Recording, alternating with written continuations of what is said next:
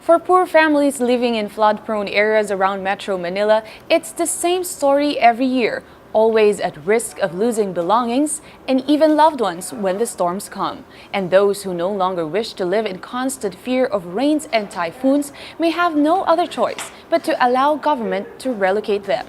The full report from David Santos.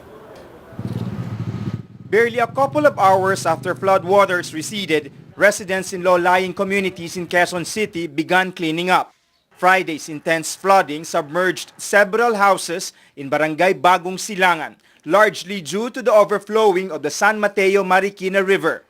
The Buenaventuras barely had sleep, but they decided to begin declogging the gutter and flushing away the mud that stuck to what little possession they have. Siguro mga 5 araw pa bago matapos yung hugasan. Yung iba, ina-junk shop na lang namin kasi hindi na rin kaya linisin eh. Mga sira-sira na. Labahan pa. Bili na lang kami ng ukay-ukay. Ito yung gawa ng pinakawala ng dam. Kaya may putik ng ganito. Kung wala namang pakawalan dam, hindi naman gano'n yung putik nito eh. A little more than 1,500 families sought shelter in evacuation centers, and all of them have returned to their homes except for more than a dozen who stayed in the barangay's multi-purpose covered court. These evacuees belong to an urban poor organization awaiting transfer to a government resettlement site in Bulacan. They were set to be relocated last Friday, but it was cancelled due to the heavy rains and the floods. Talagang gusto ko nang umalis.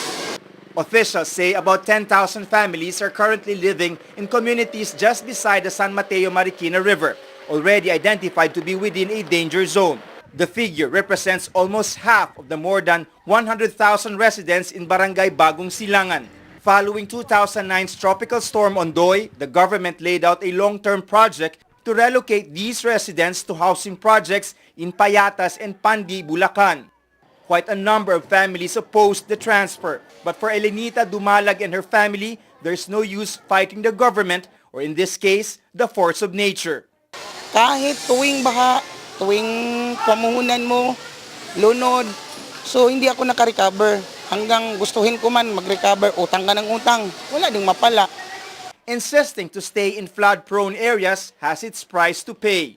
Alvin Gaviola was busy moving his family's belongings to a neighbor's house at the height of last week's flooding when he failed to look after his youngest child. Apparently, 2-year-old Althea fell into the surging floodwaters and drowned minutes later. Naghakot ako ng gamit pagbalik ko. Siguro di ko lang napansin, siguro sumunod sa akin. Nahulog siguro. Balik ko wala, hindi na namin kita. Siyempre, malaking pagsisisi ko kasi kaysa isang babae ko lang yan. Gaviola now wants to bring his wife and 2 other kids to his hometown in Leyte. He says the recurring flooding will only be a grim reminder of the tragedy that befell his family. Kahit kami pong mga barangay official, gusto po namin talaga ma-relocate sila. Although masakit sa amin kasi butante po sila dito, pero hindi na po namin iniisip yon. Ang iniisip namin yung kaligtasan ng mga tao. Unless they are transferred to safer communities, many of the residents who live in this part of Barangay Bagong Silangan are forced to accept that dealing with the dangerous impact of flooding has become a way of life.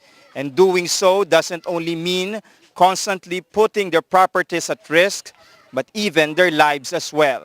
David Santos, 9 News.